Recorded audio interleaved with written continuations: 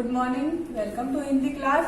आज हम पढ़ेंगे लेसन नंबर 1। क्या है? नई कक्षा का पहला दिन। ठीक है, आपको इसमें दिया हुआ है मेरा परिचय। आपको इसमें क्या लिखना है? अपना खुद का परिचय लिखना है। जैसे फर्स्ट यहाँ पे दिया हुआ है मेरा नाम डैश है, तो आपका नाम जो भी है, जैसे मेरा नाम ऋचा है तो मुझे यहाँ पे क्या लिखूंगी मैं? यहाँ पे ऋचा। तो आपका नाम जो भी है तो वहाँ पे आपको वो लिखना है।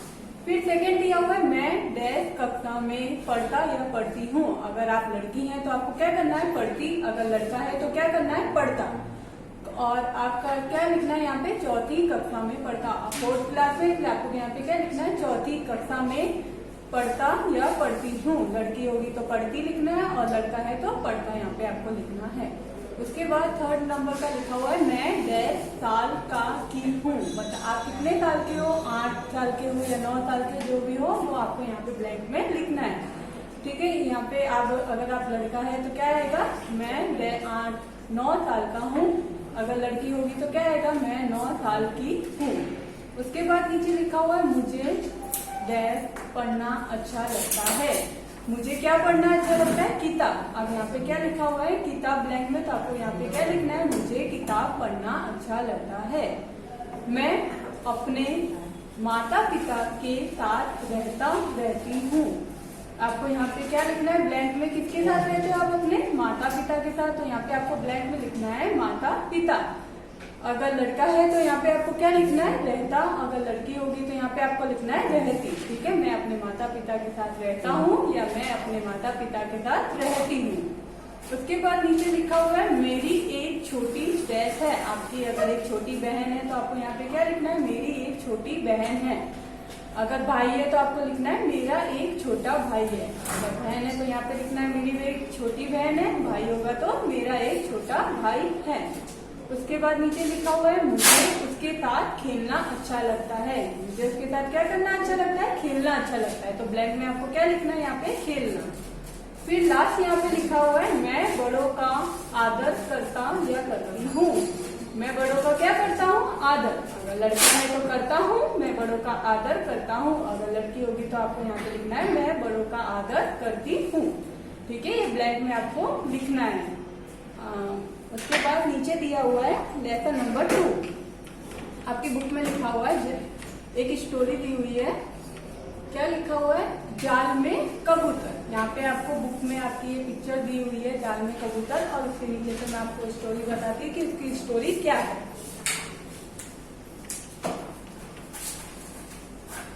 एक बार की बात, किसी जंगल में एक बड़ा सा पेड़ था।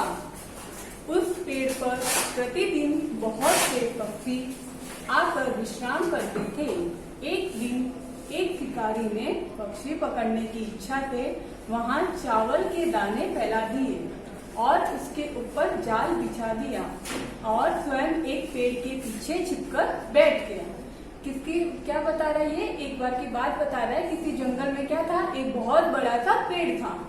उस पेड़ पर प्रतिदिन क्या करते थे? बहुत से पक्षी आकर आराम करते थे, विश्राम करते थे। एक दिन एक शिकारी ने पक्षी पकड़ने की इच्छा से वहां चावल के दाने फैला दिए और उसके ऊपर जाल बिछा दिया। एक दिन वो शिकारी ने क्या करा? वो पक्षी को पकड़ने के लिए उसने क्या करे? वहां पे चावल के दाने फैला दिए और वहां पर एक जाल भी बिछा दिया और स्वयं एक पेड़ के पीछे छिपकर बैठ गया। और फिर वो क्या उसने क्या किया? स्वयं एक पेड़ के पीछे छिपकर बैठ गया। ऊपर वाले चित्र में देखो, यहाँ पे आपको दिख रहा है ये शिकारी, उसने क्या कर रहा है? यहाँ पे जाल बिछाया हुआ है और यहाँ पे नीचे क्या है? चावल के दाने उसने डाले हुए हैं जो पक्षी आकर खा रहे हैं। उसके बाद नीचे देखते हैं।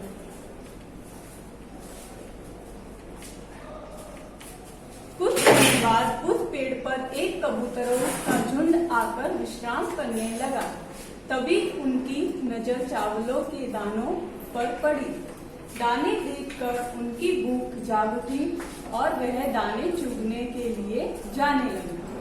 तब उनके राजा ने समझाया कि उसे इन दोनों के पीछे कुछ गड़बड़ लग रही है, इसलिए उन्हें ये दाने नहीं चुगने चाहिए। फिर क्या हुआ? कुछ समय बाद उस पेड़ पर एक कबूतरों का झुंड आकर बैठ गया।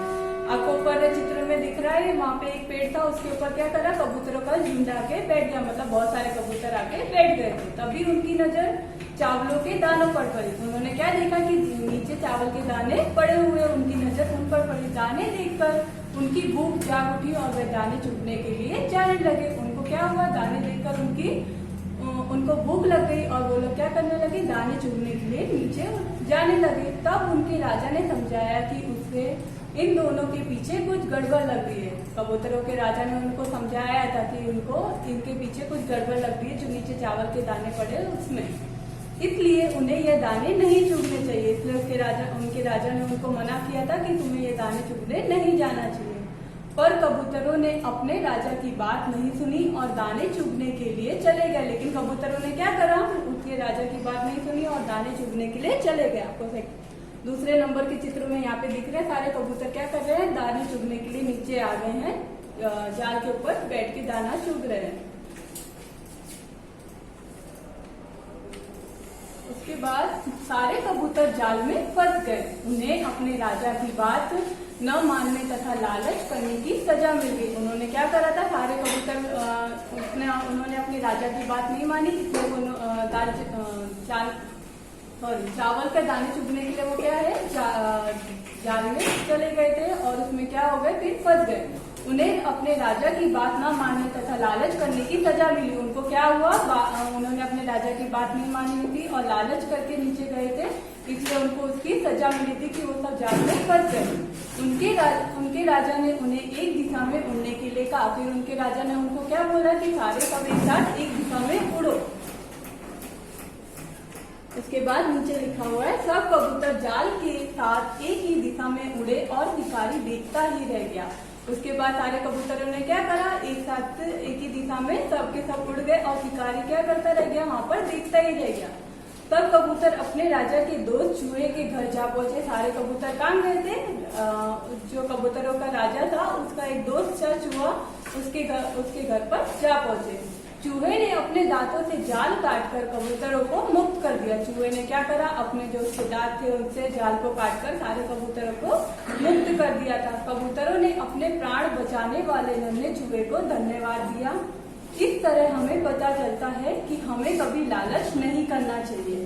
क्या किया उन्होंने, कबूतरों ने अपने प्राण बचाने वाले नन्हे चूहे को, जो चूहे ने मुक्त किया था, उनको क्या किया, धन्यवाद दिया। इस तरह हमें इस कहानी से हमें क्या पता चलता है कि हमें कभी लालच नहीं करना चाहिए। साथ ही हमें यह भी शिक्षा मिलती है कि एकता में ही शक्ति है। हमें इससे क्या सीखने को मिलता है कि अगर एकता में ही शक्ति है, अगर वो सब साथ में नहीं उड़ते तो वो जाल से मुक्त भी नहीं हो पाते और शिकारी उनको पकड़कर जाल में ले जाता। उसके बाद नीचे आपकी कहानी से ही कुछ क्वेश्चंस लिखे हुए, प्रश्नों के उत्तर दीजिए। जैसा क्वेश्चन यहाँ पे लिखा हुआ है, इस चित्र में आप कौन से पक्षी देख रहे हैं। हमने देखा था ऊपर चित्र में कौन से पक्षी थे, कबूतर।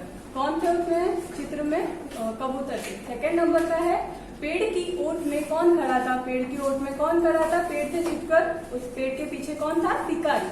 तो हमको यहाँ पे आंसर में क्या लिखना है, शिकारी। नीचे जमीन पर क्या बिछा है, नीचे जमीन पर क्या बिछाया था, शिकारी ने जाल बिछाया था। तो हमें यहाँ पे आंसर में क्या लिखना है, जाल। फिर यहाँ पे लिखा है जमीन पर और क्या पड़ा है, जमीन पर और क्या पड़ा था, दाने पड़े थे। ठीक है, तो हमें यहाँ पे लिखना है दाने। कबूतर नीचे क्यों उतर रहे हैं, कबूतर नीचे क्यों उतरे थे, दाने चुगने के लिए, दाने खाने के लिए, मतलब वो लोग नीचे उतरे थे। उसके बाद नीचे लिखा हुआ है, कबूतर क्या कर रहे हैं, कबूतर क्या कर रहे थे, जाल में से निकलने की कोशिश। वो जाल में फंस गए थे कबूतर, इसलिए वो क्या कर रहे थे, जाल में से निकलने की कोशिश कर रहे थे। वे किसमें फंसे हैं, कबूतर किसमें फंसे थे, वे जाल में फंसे हैं। तो हमें यहाँ पे क्या लिखना है, वे जाल में फंसे हैं। क्या वे उड़ सकेंगे, तो हमें आंसर में क्या लिखना है, हाँ, क्योंकि वो लोग सब साथ में उड़ रहे थे, इसलिए हमें आंसर में यहाँ पे क्या लिखना है, हाँ। उसके बाद 9 नंबर का लिखा है, कबूतर जाल को कहाँ ले जा रहे हैं। कबूतर जाल को कहाँ ले जा रहे थे, चूहे के पास ले जा रहे थे कि ताकि वो जाल को काट सके। कबूतर कहाँ है, कबूतर आंसर में हमें क्या लिखना है, आकाश में उड़ रहे हैं। तो कबूतर कहाँ है, आकाश में उड़ रहे हैं। वे किसके पास जा रहे हैं, सारे कबूतर किसके पास जा रहे थे? चूहे के पास। तो हमें आंसर में यहाँ पे क्या लिखना है? चूहे के पास। फिर 12th नंबर का क्वेश्चन है, जाल कौन कुतर रहा है? जाल कौन कुतर रहा था? चूहा। तो हमें यहाँ पे क्या लिखना है? चूहा। जाल कुतरने से क्या होगा? कबूतर आजाद हो जाएंगे। यहाँ पे हमको क्या लिखना है? जाल कुतरने से क्या हुआ? सारे कबूतर आजाद हो गए थे ना, हमने कहानी में देखा। तो हमें यहाँ पे आंसर में लिखना है कबूतर आजाद हो जाएंगे। उसके बाद प्रश्न नंबर 2 लिखा हुआ है, कौन कहाँ। ठीक है, यहाँ हमें बताना है कि कौन कहाँ पर है। फर्स्ट यहाँ पे लिखा हुआ है जैसे शिकारी। शिकारी कहाँ था? पेड़ के पीछे। तो यहाँ पे आपको ब्लैंक में क्या लिखना है? पेड़ के पीछे। फिर सेकंड लिखा हुआ है कबूतर। कबूतर कहाँ था? जाल में फंसे हुए। कबूतर कहाँ फंसे हुए थे? जाल में फंसे हुए थे, इसलिए हमको यहाँ पे लिखना है जाल में फंसे हुए हैं। बूढ़ा कबूतर पेड़ की डाल पर। बूढ़ा कबूतर कहाँ था? पेड़ की डाल पर था। बूढ़ा कबूतर यानी कबूतर का जो राजा था वो, तो वो कहाँ था? पेड़ की डाल पर। फिर लास्ट चूहा। चूहा क्या कर रहा था? जाल काट रहा है। तो यहाँ पे हमको ब्लैक में क्या लिखना है? जाल काट रहा है। ठीक है, ये कहानी आपको समझ में आई। आपको ये सब क्या करना है? कहानी अच्छे से रीड करनी है, पढ़नी है, और क्वेश्चन आंसर भी सब अच्छे से लर्न करने हैं। ठीक है, ओके, थैंक यू स्टूडेंट।